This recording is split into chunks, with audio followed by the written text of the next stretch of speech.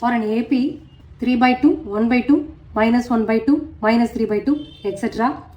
Write the first term A and the common difference D. Arithmetic progressionல இருக்கு அப்படின்னா இந்த term A ன்னு எழுதுவோம். இது A plus D ன்னு இருக்கும். Third term A plus 2D.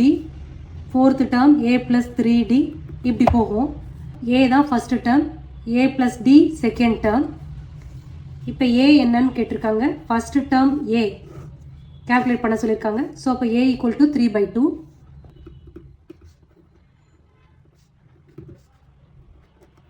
Common difference எப்படி calculate பண்ணணும்?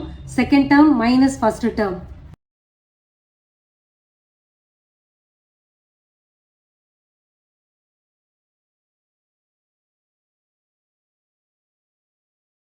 செகண்ட் term என்ன? 1 by 2 minus 3 by 2. இது எப்படி கிடைக்குதுன்னு தெரியுதா? A plus D minus A னா A கேன்சல் அவுட் ஆகி D மட்டும் இருக்கும். That is A plus D minus A general format. வேறு ரெண்டுத்துலையும் A கேன்சல் அவுட் ஆகி D மட்டும் கிடைக்கும். அதான் காமன் டிஃப்ரென்ஸ். இப்போ நம்ம இந்த வேல்யூக்கு வரலாம்.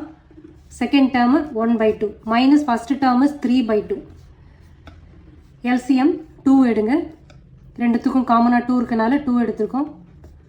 சப்ட்ராக்ட் பண்ணால் minus 2 by 2 equal to minus 1 வருது. So common difference D is minus 1.